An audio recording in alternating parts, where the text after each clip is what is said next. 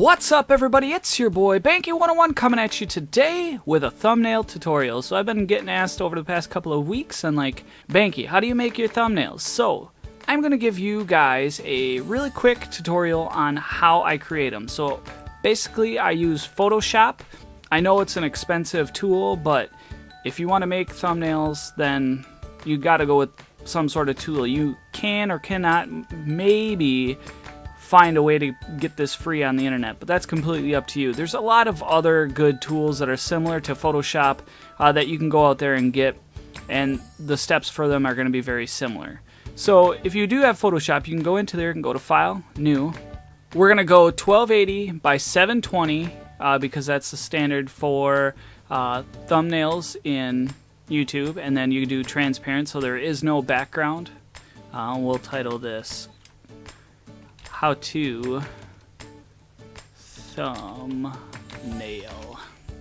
Alright, so this is actually going to probably be the thumbnail that we actually use. So you have a transparent background here.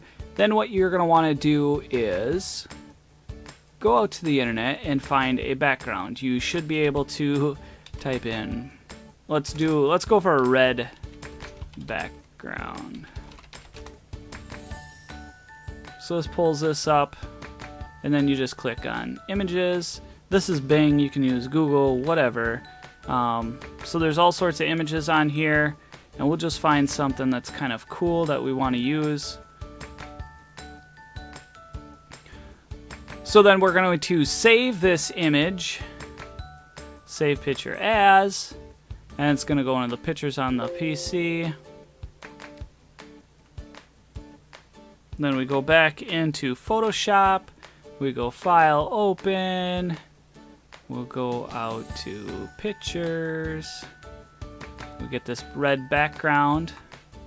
You then just click on the little icon, the little pointer up here, you left click, and then you can drag, put it over top this, and then you get this. So one thing that I do, in Photoshop, you click Control T, and it's going to give these little edges around here, and you can scale. So if you get an image that's smaller, you can stretch it out, but realize that it gets pixelated the more you actually stretch it out. When you have large images and you scale them down, is not as bad as if you scale them up. Alright, so we've got that. We're going to open my border, which I have.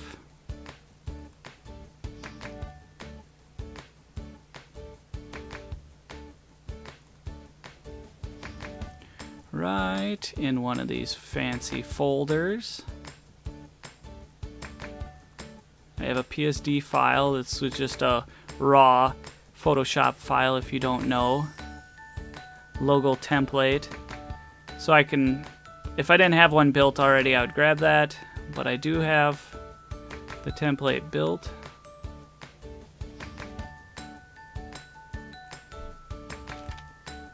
And then we just scale that to perfection. And we have our basic background in there. We have our border laid in.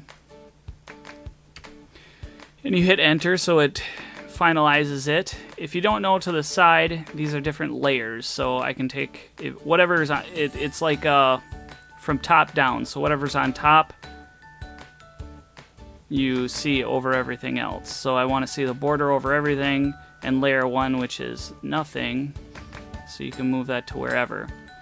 Alright, so we're going to want to put some wording on this. So you go over here, you click this little T, you click in here anywhere, and then you type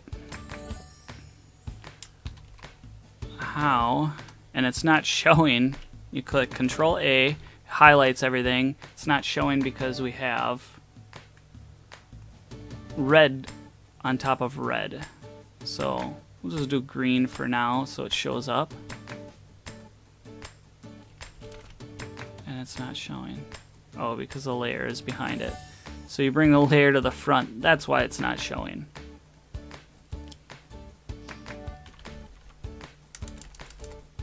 So how and then you click back, and then you can move this around anywhere.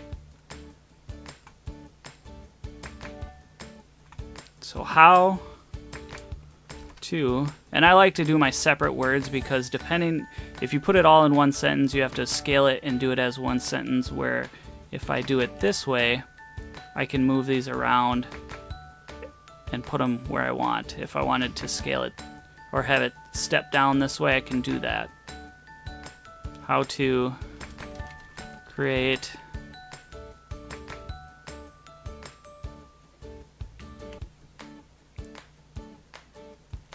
epic, oops, thumbnails.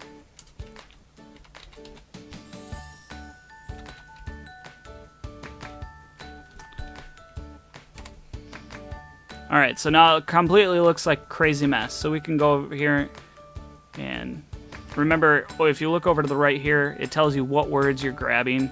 So we want to move the 2, so we select the 2, and we can move this. And you can use these little cues to see how close you are. How to create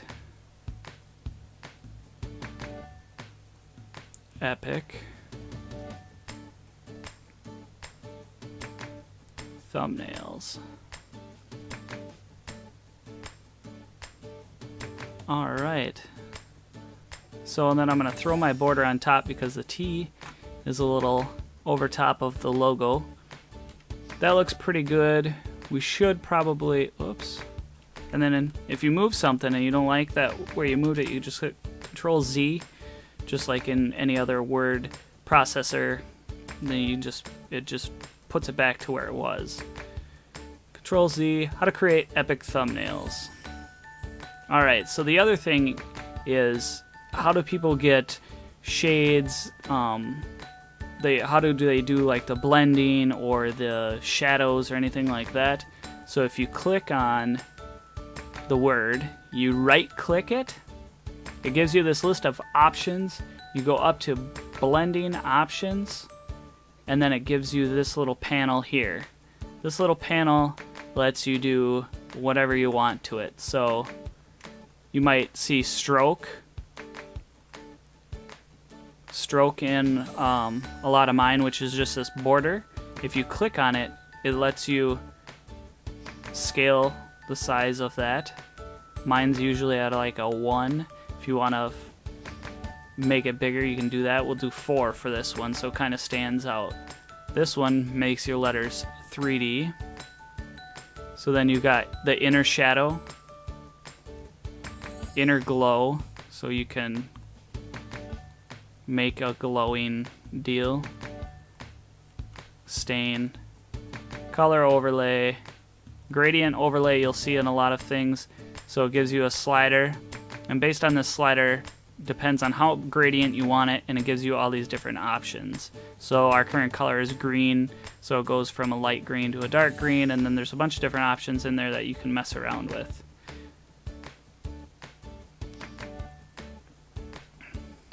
Alright, pattern overlay if you want to throw in patterns. Then there's the outer glow, and you'll see a lot of people do the drop shadows. It gives a little bit, and you can make it bigger or as small as you want. And then you click OK, or you click out of it, and it takes it away. So that's basically how you do that. The last thing you do is when you go click File, Save As, and then you want to save it as a PNG or a JPEG. I usually do a JPEG. Obviously, you see then all these pop up. How to do a thumbnail? JPEG. Save, it's saved. You can import it into YouTube. Super easy. I hope you guys like this really quick tutorial. If you guys have any questions on any of this stuff, please hit me up in those comments below and I'll answer your questions as they come through. Otherwise, hit that thumbs up, and like always, I'll catch you guys on the next video.